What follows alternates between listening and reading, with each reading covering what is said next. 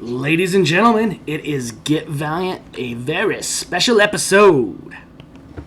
Absolutely. We are on number 140, which is crazy. And I think we might have the specialist of special guests that we've had. I don't know. But yeah, Well, Mr. Dinesh yes. Shamdasani himself. Thanks, Adam. Yeah, thank you very much for coming on and chatting with us. And hopefully we'll get into a bunch of different topics. First thing right away off the bat is the Bloodshot trailers, right? Yeah. Oh, Do you guys see it? You did a whole episode. Dude, we saw it. We did our reaction video. We loved it. And I know a bunch of us were like little schoolgirls chatting online about it because we were so pumped up, man. So just seeing one of your favorite characters in that quality and, you know what I mean? It was phenomenal. It was really good that we got it, too, because Eric and I have been talking about the week that we'd finally get to see the trailer for, the last year. So it was finally good to knock that thing out, you know? There's so much more for you guys to see. There was so much. There'll be another big trailer coming out. There'll be tons of TV spots. If you guys are you guys are Valiant fans. On one hand, it's so much fun to watch the marketing. On the other hand, just go in cold, man. The surprises are going to be fun. Right. There's some big... And so right now, guys, we got Dinesh online. We got a live chat going. A bunch of people on there asked Dinesh some questions. We're going to ask a bunch of questions. And then for those that don't know, Dinesh, tell us a little bit about your history with Valiant. Maybe if we get somebody new who's not familiar to Valiant, maybe this might be their first time kind of knowing about Bloodshot or you. Sure. I've been a fan of Valiant since not quite the beginning, like 92, 93, I think. And then... I was very lucky to be involved with Valiant. I was part of the team that brought it back after Acclaim. And then I ran it as CEO and chief creative officer for about 15 years, almost 15 years, from about 2004 to the beginning of 2018, in which time I should pick my word carefully here, they don't like me using certain words, Valiant don't, was asked to no longer be at Valiant. And then Sony brought me on to produce the Bloodshot movie. So now I work for Sony on the Bloodshot movie for a little bit. Awesome. That's my history. it's a crazy journey to have taken. And the thing that I'm most curious about, I guess, is that transition from being a guy who is a big fan of Valiant to being the guy who at least was instrumental in, if not single-handedly, brought it back from seemingly the dead. I was very lucky because there's really two periods for when I was at Valiant. There's two periods. There's the first, I think it's a longer period, about 8 years, where I could not get anything right, got everything wrong.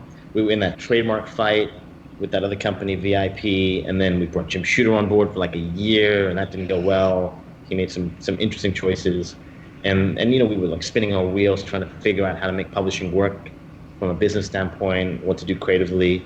And then very lucky, got the team together, Warren, Hunter, Adam, Josh, Fred, all those guys, and then spent 7 years really having no choice but to get everything right because we'd spent so long making all the decisions that were wrong, there was no choices left.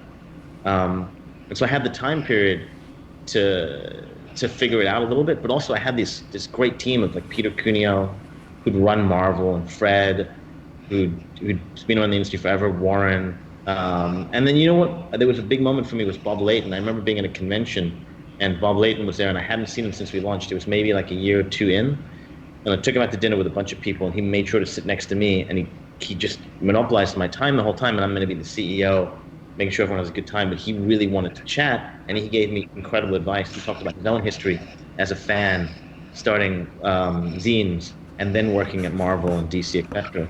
And he talked about how he had to kill the inner fan in a way, and it really gave me a point of view of you have to let go of a lot of that stuff. You have to keep it in the back of your mind so you can make the right decisions, but you have to let go of a lot of it in order to think about it holistically in the longer term. And that was very helpful. It's hard. It's cool that you said that you weren't a fan from like the very beginning, because I find that so many times online, everybody started when the very first Valiant book came out, what was the book that got your foot in the door originally? The book that got my foot in the door. I was lucky. I got a copy of X-Men War 6, but I didn't jump in until after pre-uni was over. But that was a pre-uni book. I don't know. I think a friend gave it to me. I think it was Jason Katari. He gave it to me. That's right. I remember that now. And it just was like I was new to comics. I knew X-Men, Spider-Man, Batman, Superman. I didn't really know the others because I knew them from the cartoons. I probably knew the Hulk. And walking into a comic store, it just was the cooler stuff. And I'd read X-Men War, and it was like nothing I'd ever seen in comics or film or anywhere. And then I started picking up all the books that you would imagine: Bloodshot 1, Turok 1, Hardcore 1, all the big kind of books. And I loved them. I still love them. I don't bash that period of it. What about you guys? When you guys come in? Bloodshot 1. Yeah. I had the Exo Manowar Zero issue. That bright foil got me as a little kid. The joke about interiors. What about you, Eric? So I actually came in when the free comic book day issue dropped in 2012. No way. You're a VEI guy? Yes, 100%. I have read extremely little of the original Valiant stuff. Like, Josh actually gives me a hard time. All the time I give him a hard time. I've really only read some of the original Bloodshot stuff from VH1, and mostly all I've read is VEI stuff, and that's what hooked me, was that the idea, the way it was presented in that free comic book day issue is like, this is an entire universe that you can understand and follow the whole thing without having to read 50 books that you don't care about. And that concept just really pulled me in. And then it was Bloodshot was the character that spoke to me the most. And that, I have been an enormous Valiant fan since. Yeah. I was a kid waiting in line to buy The Death of Superman.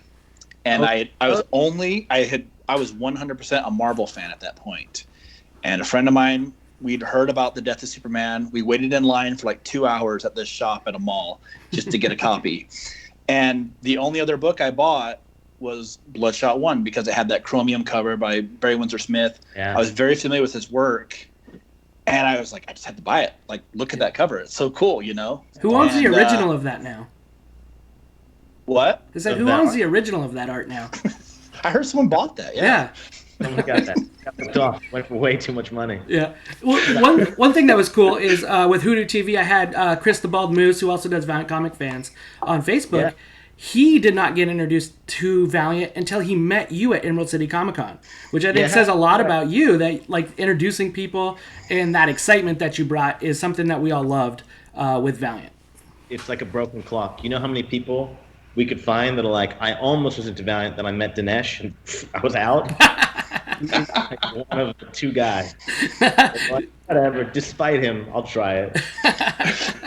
I've always wondered about that because I know when it comes to other publishers, when you go to their booth, you don't meet the CEO. You don't meet the guy running the company. And you very often wouldn't even meet the guy working on a book. But Valiant always